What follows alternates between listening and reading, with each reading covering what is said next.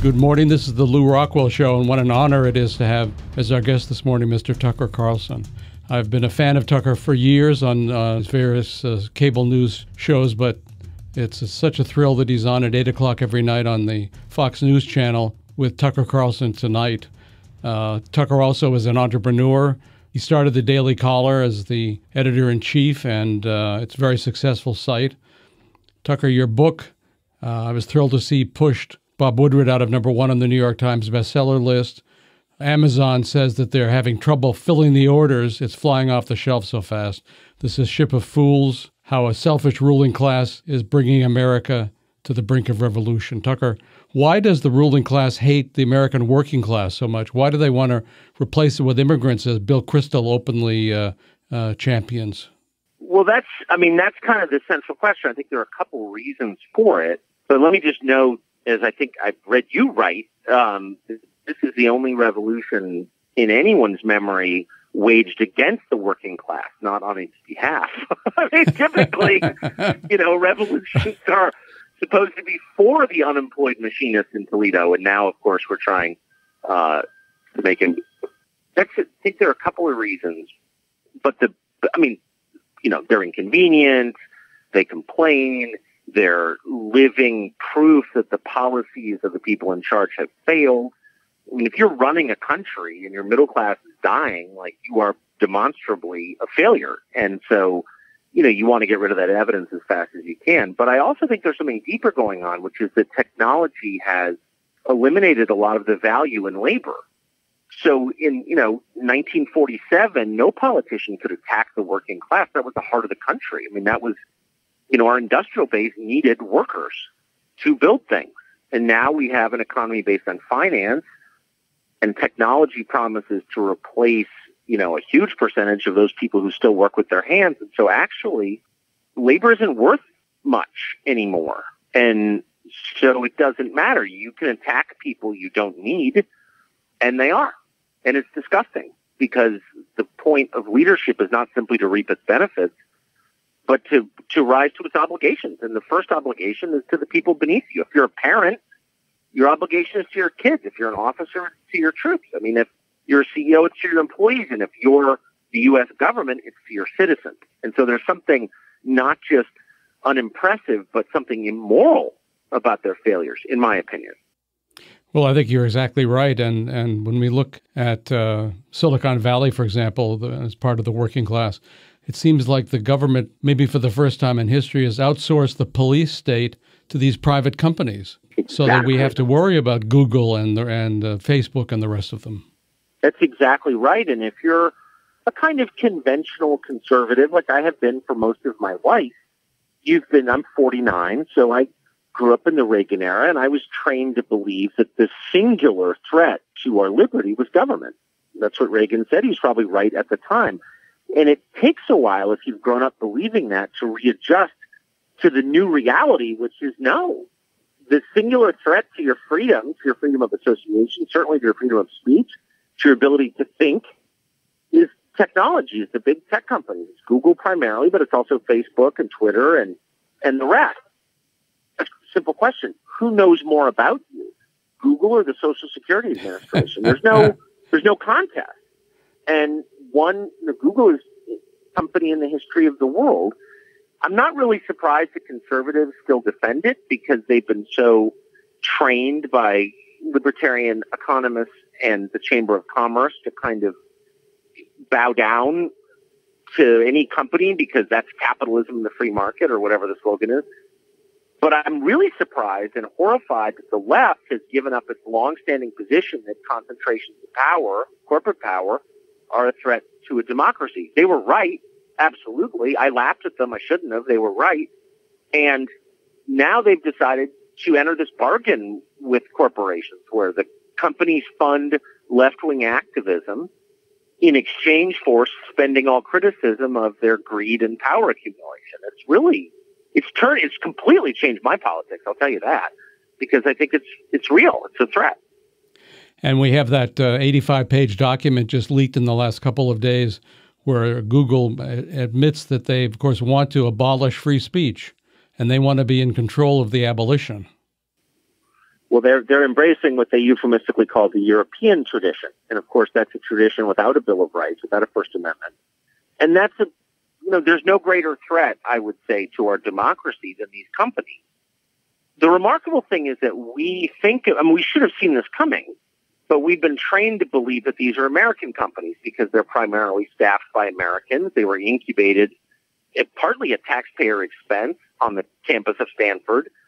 They could only have grown in a country with a legal system, with a patent system like ours. So America made these companies possible, but they're not American. They're multinational corporations that have no loyalty to our country or our government.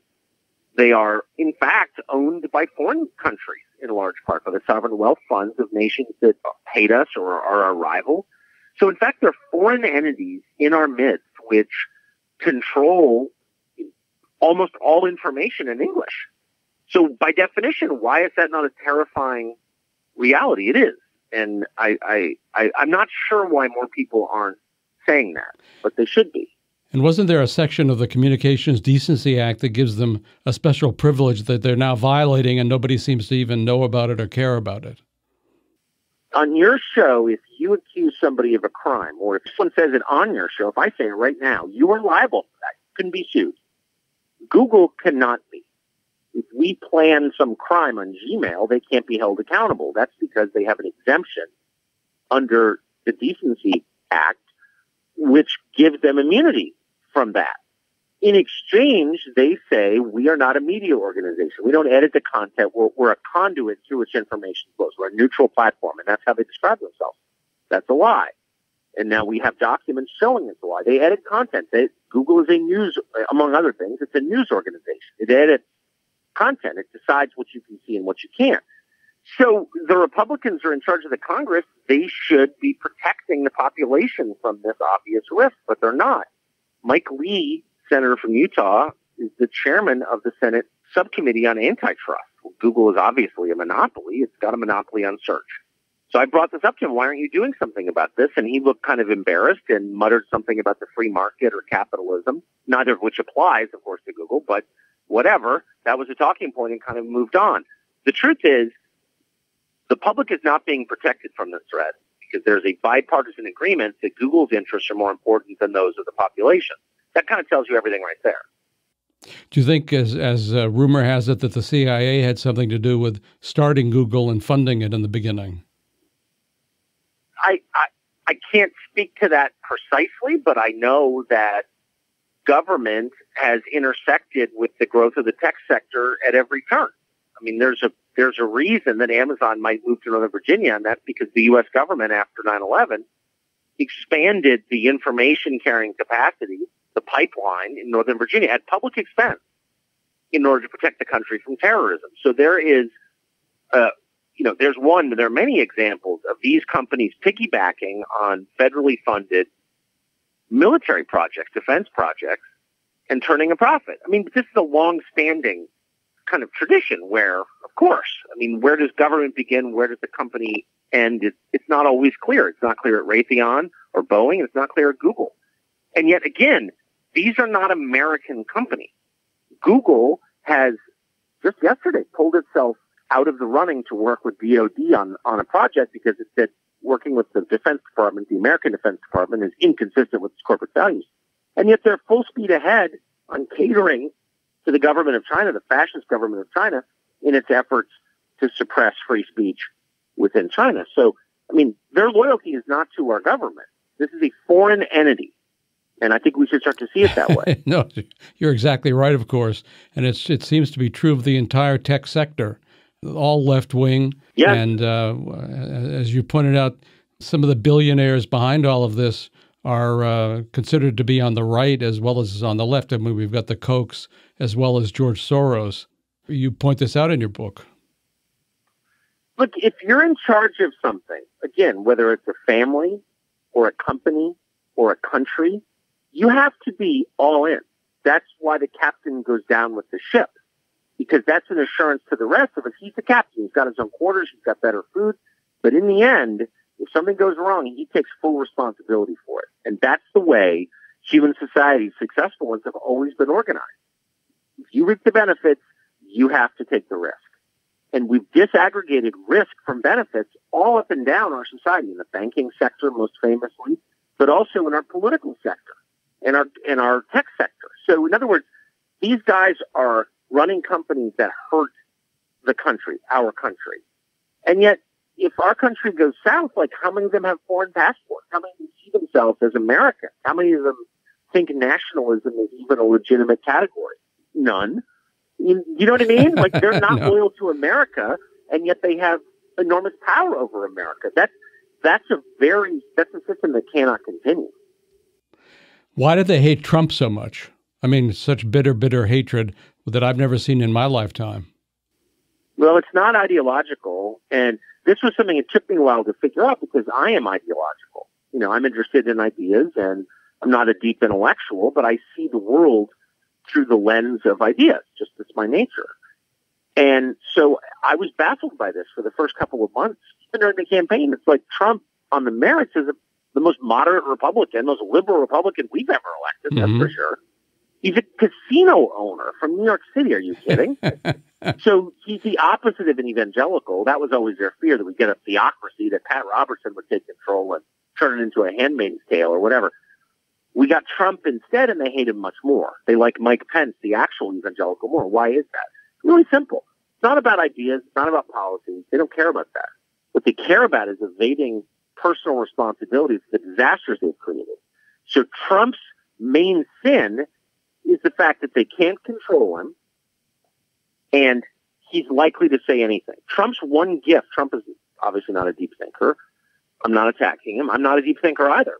Trump's main gift is being able to smell what's true, the obvious true things, and say it out loud or ask a question about it. He asks questions like, well, why do we have NATO? I thought the point of NATO was to keep the Soviets from invading Western Europe. They don't exist. Why do we still have it? Why are we still in Afghanistan? We've been there 17 years. It's not succeeding. Why are we still there? So the threat that Trump poses is really simple. He calls them on their failures. He asks questions that for some reason no one has asked, the most obvious of all questions. Like, why are we signing trade deals and not making the other signatories live up to them? That's not a complex question. I don't understand much about trade, speaking for myself, but I recognize that as a legitimate question. We've got troops on the Korean Peninsula. They've been there since 1950. The Koreans are not paying us for that. We're protecting them from being invaded, but they're not paying in. Why is that? Maybe there's a good reason. I don't know. Why are we still in Afghanistan? I don't know. Maybe there's a good reason. Speak slowly so I can understand what that reason is. They won't engage because they don't have an answer.